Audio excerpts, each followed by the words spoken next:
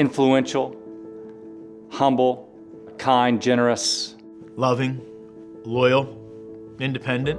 I think they're very generous in every sense of the word, with their time, with their money, with their wisdom.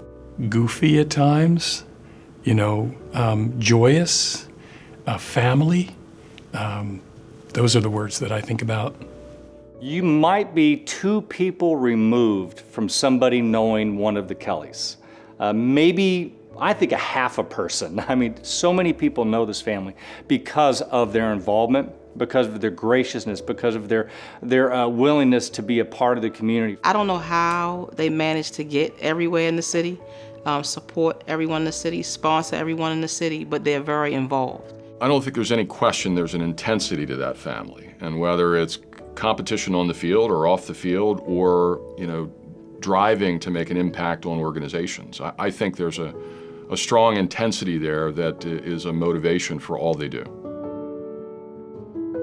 If there's something that you want to get done that's difficult, pick Frank or the Kelly family. I think it would be very fair to say that if it was not for the influence of Senator Kelly in the early years, the Penn-Mar you see today would not exist the way that it is. Patty began working for the Kellys. I'm sure it was a learning experience for both of them because Patty had never had a job before, I'm sure, and the Kellys probably had never had a person with a disability in their business. They never focused on what she couldn't do, but they always allowed her to really be involved in the things that she liked to do and that she was good at. Frank Kelly, Senator Kelly, who we call Pop.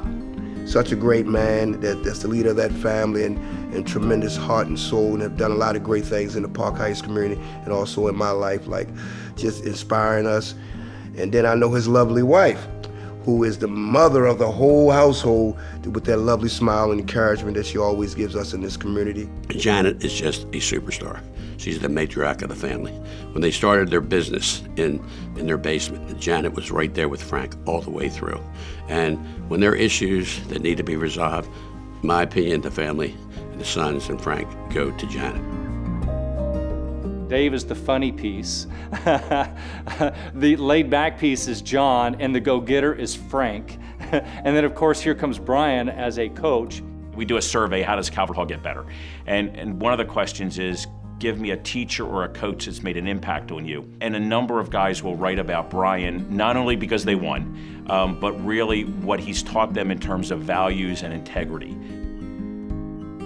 When I think of David, I think two words come to mind: fun and funny.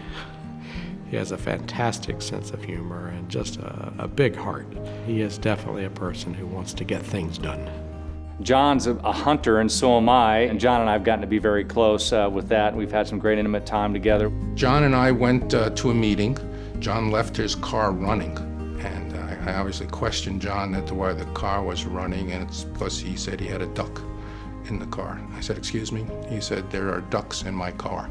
These were ducks that John was going to digest sometime in the near future and needed air conditioning, so they wouldn't smell up his car. One of my favorite memories of Frank is being at the Park Heights Saints football field with him and my teenage daughter. And a young 8th grade football player comes up and is talking to Frank and really eyeing his brand new Calvert Hall football hat that I think said Hall of Fame on the side. And Frank realized that this kid wanted it. And so without the kid even asking, Frank said, "Let me give you my hat."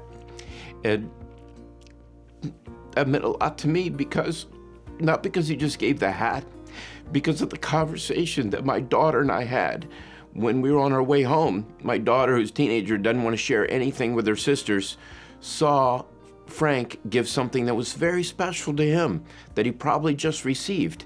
And that generosity is a reflection of Frank Kelly and the Kelly family, and I'm forever grateful for it. Whatever they do it 100%. They put in the hours that are necessary to get things done. They taught me how to give and how to help others, either with my time or with my money, which is something that probably wasn't good at before I met a family like the Kellys. Their generosity, but also their concept of service and their belief that at the basis of all this is faith shows, I think, other people that this is something we should take after. We should follow their lead. Just an amazing story of people who came from nothing and worked really hard to build an amazing company and were able to give all of that back and be willing to give all of that back. The servant leadership is amazing, and their ability to instill that in their next generation, and then for those boys to take the mantle the way they have and give so much to this community is just remarkable. It's really humbling and a great inspiration for all of this. Fathers, husbands, coaches, friends, they really are.